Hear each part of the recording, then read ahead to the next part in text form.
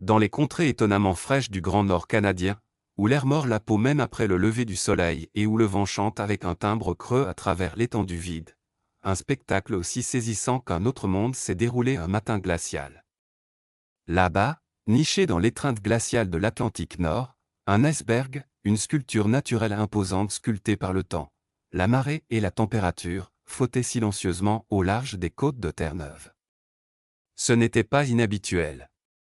Dans cette partie du monde, les icebergs étaient des visiteurs saisonniers, des fragments anciens issus des glaciers du Groenland, se détachant et parcourant des milliers de kilomètres dans ce que l'on appelle l'allée des icebergs. Pour les habitants, ces masses de glace flottantes étaient familières. Oui, belles. Bien sûr, puissantes. Mais partie intégrante du paysage, au point de s'y fondre dans le rythme de la vie. Jusqu'à ce matin particulier.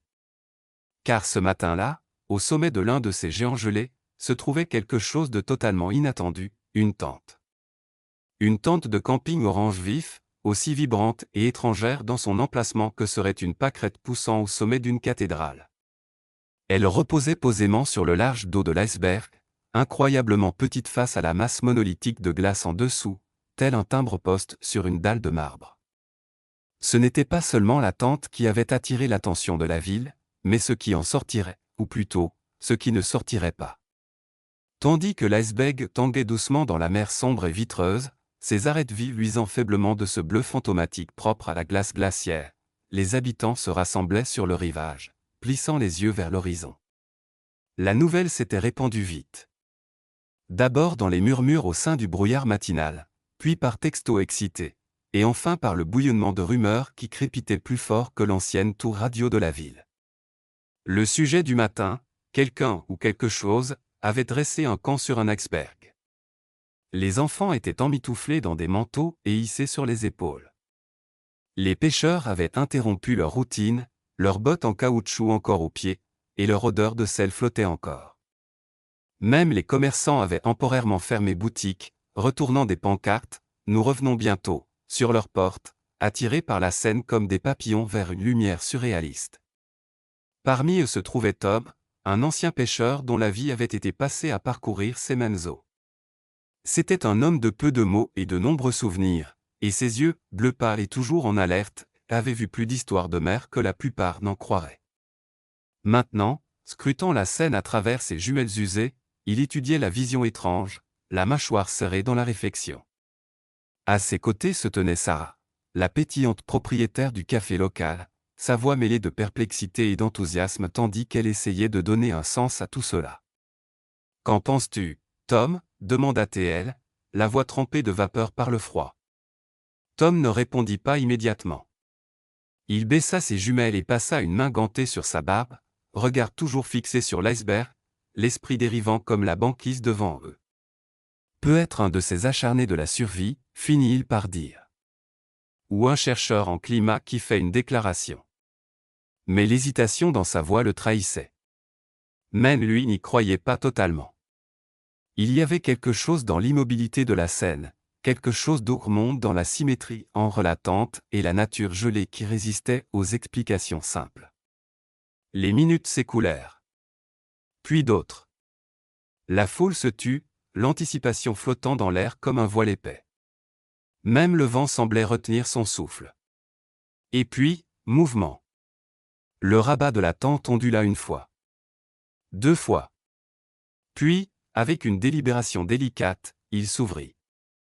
Tous les regards sur le rivage s'élargirent. Les enfants s'accrochaient aux manches de leurs parents. Un couple âgé poussa un soupir en chœur.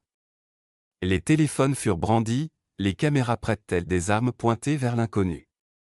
Mais ce qui sortit n'était pas un être humain. Pas un aventurier, pas un scientifique perdu, même pas un touriste en tenue thermique. Non, c'était quelque chose de bien plus étrange.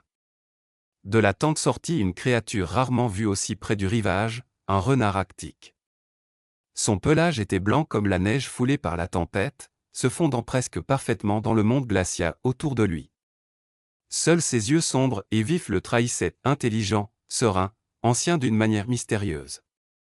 Le renard s'arrêta à l'ouverture de la tente et fixa la foule du regard, sans ciller. Il n'y avait aucune peur dans ses yeux.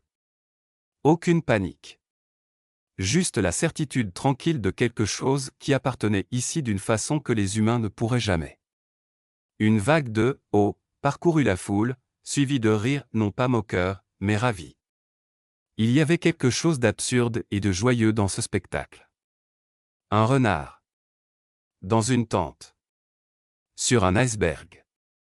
Le renard s'étira avec l'élégance nonchalante d'un artiste expérimenté, comme s'il n'était pas simplement sorti d'un cocon de nylon mais plutôt d'un rêve, ou d'une fable à moitié oubliée de l'enfance.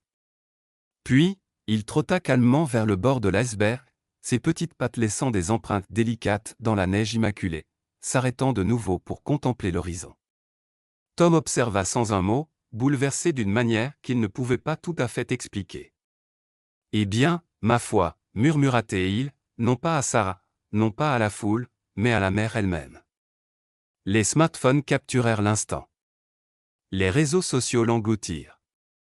En quelques heures, l'histoire était viralée. #renard sur iceberg. Les théories proliférèrent, était-ce une installation artistique? Un coup marketing viral? Un symbole de la prise de conscience climatique? Ou quelque chose d'entièrement différent? Mais pour les habitants de ce rivage, ceux qui étaient là et avaient senti le souffle de l'émerveillement ce matin-là, peu importait. Le renard était devenu quelque chose de sacré, une petite ponctuation vivante dans la calme phrase du matin. Alors que l'iceberg continuait sa lente dérive, le renard demeurait immobile, assis tel un sentinelle. Pour un bref instant, il fut la créature la plus observée sur la terre. Et puis, comme toutes les choses sauvages, il s'éclipsa simplement, d'abord en descendant une pente de glace, puis hors de vue derrière une crête. Parti. La tente demeura un moment, jusqu'à ce que quelques jours plus tard l'ensemble de l'iceberg se dissolve dans l'Atlantique, ne laissant derrière lui que souvenirs. Pour Tom, l'événement fut bien plus qu'une curiosité. Il devint une histoire qu'il raconterait encore et encore, non pour la célébrité, mais parce qu'il lui rappelait que le mystère vivait encore dans les fissures de la vie quotidienne. Que quelque chose de petit et silencieux pouvait capturer le monde entier. Et que la nature, dans sa créativité infinie, avait encore des récits à raconter. Il pensa souvent au renard dans les semaines qui suivirent. Parfois, il se demandait s'il avait vraiment été réel, ou bien s'il n'avait été qu'un rêve conjuré par le froid et la mer. Mais alors il voyait les empreintes de pattes minuscules gravées dans sa mémoire, preuve fragile que l'impossible avait bien eu lieu, ne serait-ce qu'un instant. Et peut-être que cela suffisait.